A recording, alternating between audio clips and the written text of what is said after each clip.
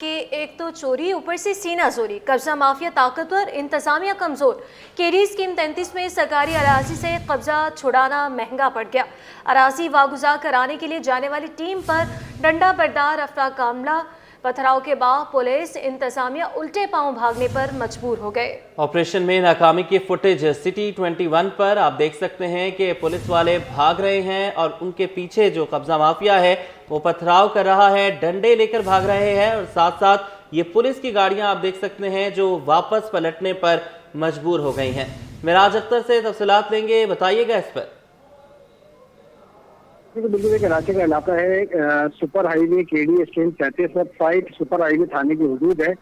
यहाँ पर एक सोसाइटी है, कोऑपरेटिव सोसाइटी, उसके पास ही सरकारी जमीन पर जो है कई सालों से कब्जा हुआ था, जिसका केस अदालत में चल रहा था। संजय कोर्ट ने हुक्म जारी किया कि इस सरकारी जमीन पर से फौरी तौर पर कब्जा वागुजार करवाया जाए, जिस पर डिप्टी कमिश्नर को भी लिखा गया। उसके बाद एंटी इंक्रोचमेंट पुलिस की फोर्स, इलाका पुलिस की फोर्स और इंतजामिया के लोग नाजर के अंदर यहाँ पर पहुंचे।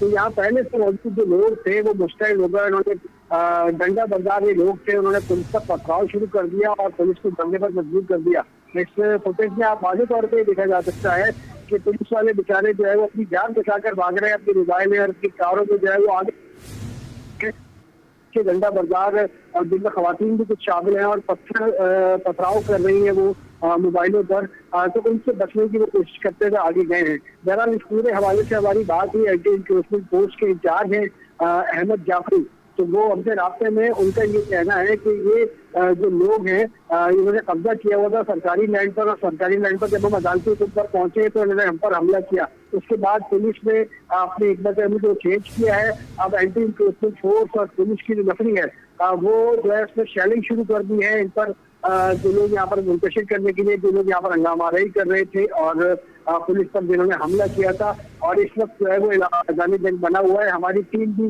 जो है वहाँ पर पहुंच गई है और इस पूरी सूरत हाल में जो है वहाँ पर इस वक्त स्कैनिंग की जा रही है, हवाई फायरिंग की जा रही है और वो जो डंडा बरदार लोग हैं और उनमें से कुछ लोग ऐसे भी जिनके पास असला है वो भी हवाई फायरिंग कर रहे हैं। बहरहाल पुलिस की मजीद दफरी को तलब कर लिया गया है यहाँ पर, और ताकि इस हंगामारे को कवर किया जा सके और मुंतशिर अफराद को जिन्होंने पुलिस पर हमला किया उनको गिरफ्तार किया जा सके। जी मिराज, ये बताइएगा कि कितने अरसे से ये जगह कब्जाई गई है और साथ साथ ये भी बताइएगा कि क्या ये रिहायशी इलाका बना हुआ है या यहाँ कुछ और कारोबार वगैरह होता है?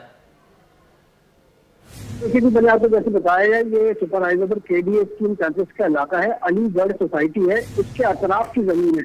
अलीगढ़ कोऑपरेटिव सोसाइटी के साथ की जमीन है जो सरकारी है, उस पर जो है कब्जा किया गया था और कब्जा हुए कम से कम 3 साल से ऊपर हो चुका है।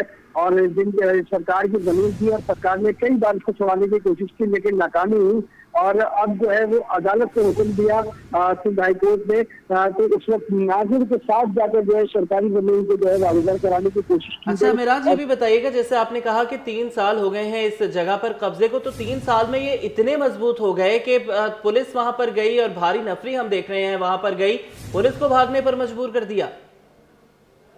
देखिए जी, हमारे कराची में अगर सुपर हाईवे, नेशनल हाईवे और अतराफ के जो केडी स्कीम 33 के जो इलाके हैं, अगर इसकी माजी की बात की जाए तो यहाँ पर हमेशा से जो है बहुत ज्यादा जो है लैंड ग्रैबर्स का राज रहा है। और लैंड ग्रैबर्स जाहिर सी बात है वो बड़े बाअसर और बारसूख लोग होते हैं और पुलिस को अक्सर दबाव में दे दिया जाता है।